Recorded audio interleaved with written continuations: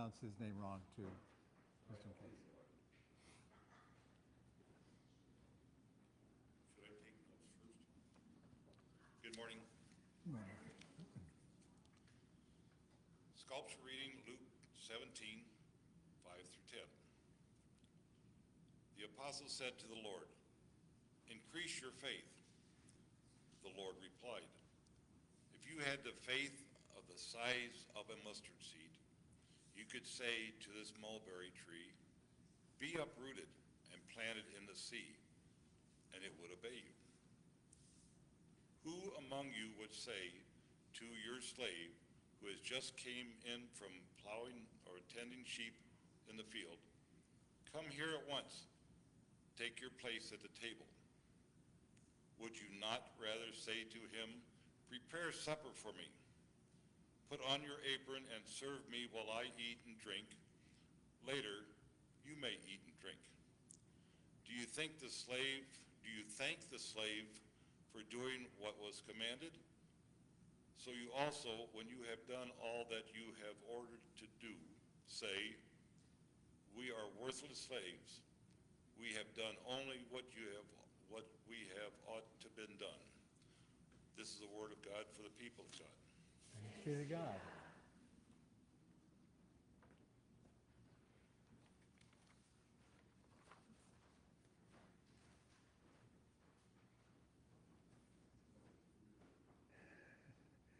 How many of us have prayed, "Lord, give me more faith"? It's kind of like asking for patience. Lord, give me more faith. So when we ask for more patience, what happens? Things come into our lives and we learn patience, but not the way we want to learn patience. We want to just be given patience. We just want to, poof, it appears. Not to have these wonderful circumstances of all of these things happening that have to teach us patience by the circumstances, kind of like faith. Man, if we just give me faith. What a wonderful idea that is, that we could just be given it and not have to go through the circumstances by which faith comes. But unfortunately, it's just the way we are, the way things happen. That faith happens, faith is grown in us by us enduring these experiences, by us going through these hard times and still trusting in God, still believing in God, by us going through the deaths that we've experienced, our times of trial, of flat tires and all this stuff, and just believing that God's gonna take care of it. By the way, I didn't write this down, but talking about faith and just learning how God works in faith, when I had the flat tire and just hit this wonderful place in the road and just pulled off, I was just pulling onto a highway, which is not where you want to have a flat tire, pulled off to the side, and just as soon as I pulled over, a sheriff pulled in back of me. And this awesome sheriff had a torque wrench with him, and my wife had gifted me something to blow up the tire, air pressure thingy, which I needed for the spare tire because it was flat as a pancake. So, just how things came together so wonderfully. Being 2 hours away, things could have gotten more rough. I had a cell phone, so yeah, I could have called for a tow, but thank God that things worked out so nicely, and I was safe. And the young fellow I think he was a 12-year-old, that I didn't know they were putting 12-year-olds as sheriffs now, but he was so helpful and took care of the tire. And I'm sure he had a wedding ring on, so that was disturbing that a 12-year-old can get married too. But as you get older, people look younger. I'm sure he was 20 something, I don't know. But yeah, so it was a great experience that I had of learning faith. I had something similar like that happen, but we'll save that story for another day. Luke 17:5, where the disciples asked, "How, Lord, give us more faith." They wanted to have more of this thing. They had a little bit. Obviously, they had enough to follow Jesus, to just drop everything and follow him. Can you imagine just, you know what, boss, I'm going to not show up to work right now because I'm just going to follow this person who I know God wants me to follow. I'm just going to take off and do this thing, not worried about anything. That's some faith. That's some powerful faith. They wanted more of that thing. Faith, they thought that the faith is something that you measure in volume. Like filling a jar with water. Oh, if I could have more of that. Like you could fill a safety deposit box with faith, or fill our wallets or whatever. But Jesus flips their understanding. He tells them that faith is not about size. It's about the presence of just having it. And not just having it, but living it out in humble obedience. So you have this little bit, work with that. You have a little bit of faith, but what is more important thing that you do with this little bit of faith that you have is not that you get more of it, but that you walk in obedience with what you have. You know what? I believe in God. God can work with that. I believe that God's going to do something in my life, something good. God can work with that. This passage that Greg so faithfully read for us, it presses us to see that faith is not magic, nor is it about recognition. But I do want to recognize Anne, and I'm very glad that she's back this morning. Thank you.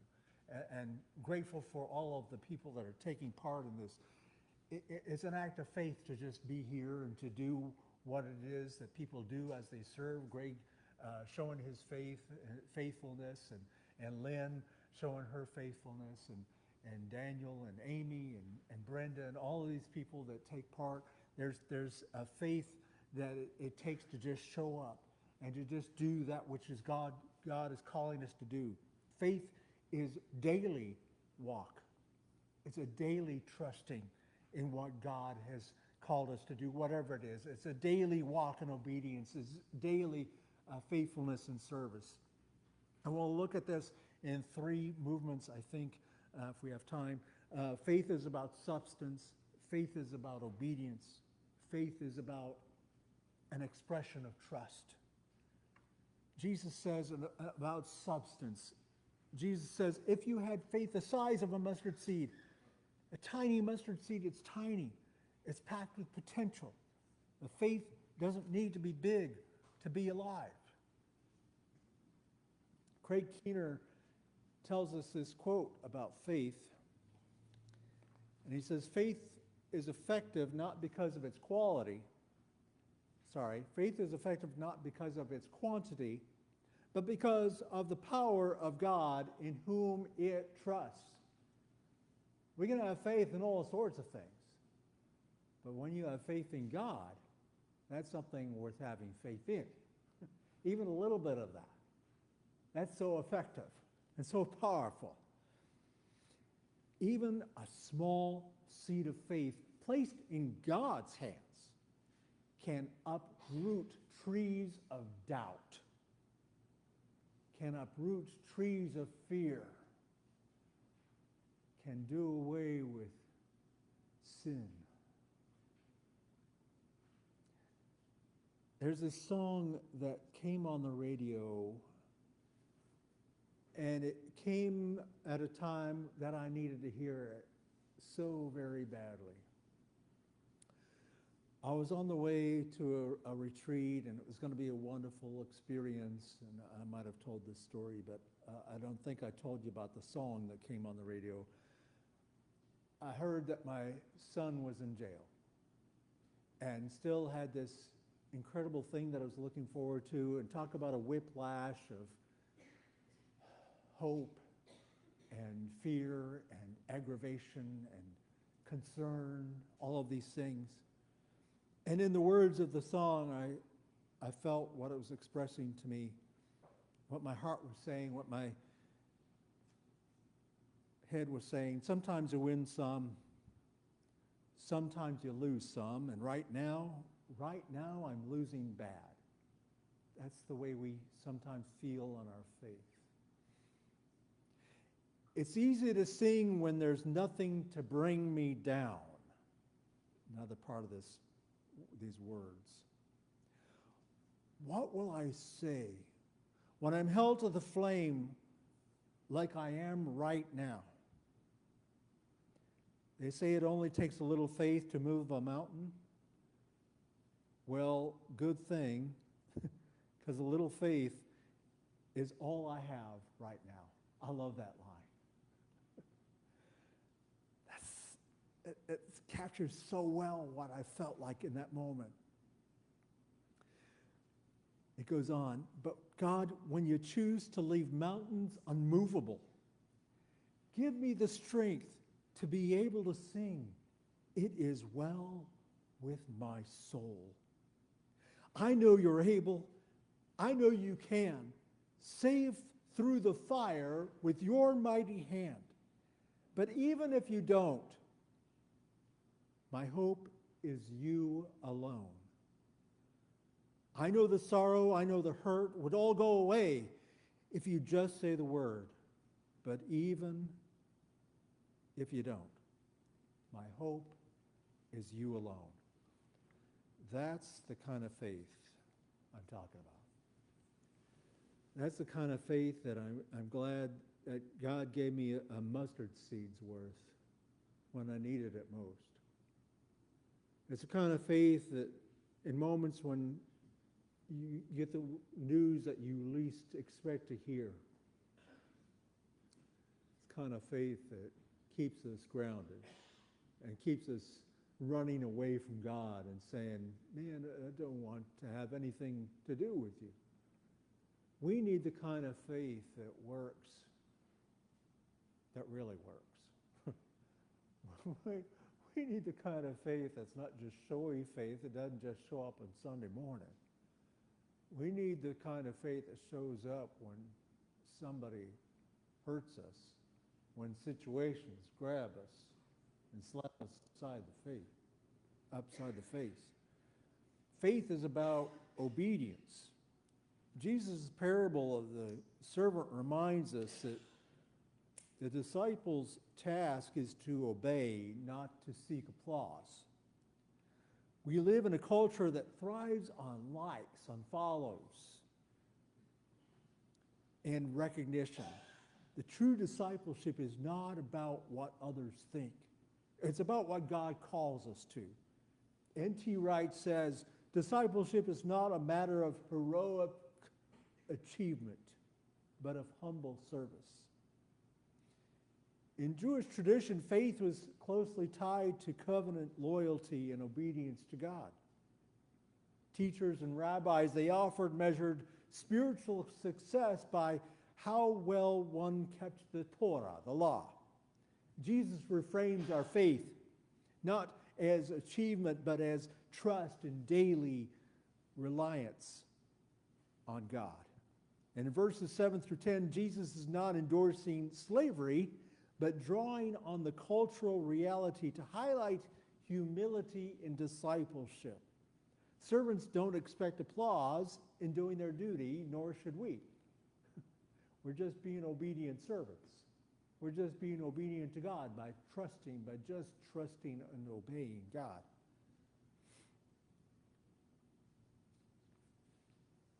Whatever measure of faith you're given, it's not for recognition. Your faith is a gift because you belong to God. And that's a beautiful thing that God does for us in meeting us and does in fact give us this mustard seed of faith as we say, God, I know you sent your son to die for me. I know that he died for my salvation. Just that amount of faith That's powerful.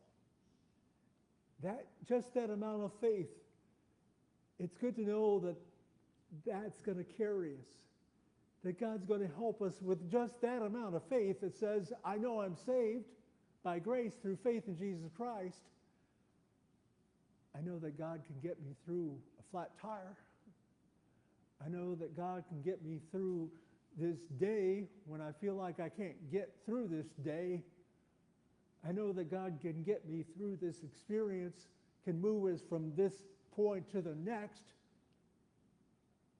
because He saved me.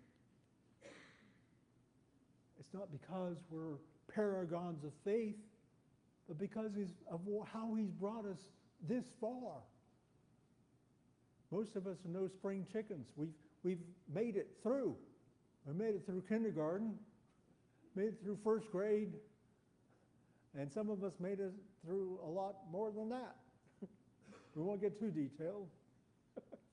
Some of us are older, but this is good because we have experiences that we can look back on. We have experiences that remind us, oh, wow, if we just remember what God brought us through. That's what the prayer cloth, you saw me in a character with a prayer cloth. That's what the prayer cloth is about. It has all these symbols of what God brought us through. For Jewish, both the Jewish tradition and Messianic tradition, while they're praying, they remember, and because they see the symbols, they see symbols of how God brought them through Egypt, of how God brought them through the flood. We talked about that in Genesis today. And we know that God has brought us through our own floods, that God has brought us out of our own Egypts and out of terrible times. And faith isn't just about obedience, it's an expression of trust. For faith flourishes when it rests not on our strength, but on God's mercy. We trust daily in God's love, even when we feel small or weak or unnoticed. And we see it played out in so many ways. The faith of having children, that's an act of faith. Because you know what? When I had a child in 1992, the estimated cost of having a child for lower income families was $120,000 until they're 18. Seems kind of low. When I had my second child, it's $134,000. That was in 1998. If I'd gotten out my calculator and thought, okay, it's going to cost this to have a child, I think that might have slowed things up. But we don't calculate like that when we're thinking about having children. We want to have children. Children are beautiful, like the children in our presence today. They're wonderful. These are acts of faith. We don't calculate all the things that God calls us to do. What is it going to cost us to walk with God every step of the way from this day forward? What does it cost us to be obedient? If we count the cost, yes, but the cost is not detailed. It's more of a, you know what? It's a whatever. I trust you. I have faith in you. I believe in you. And you're going to take me from this day to the next.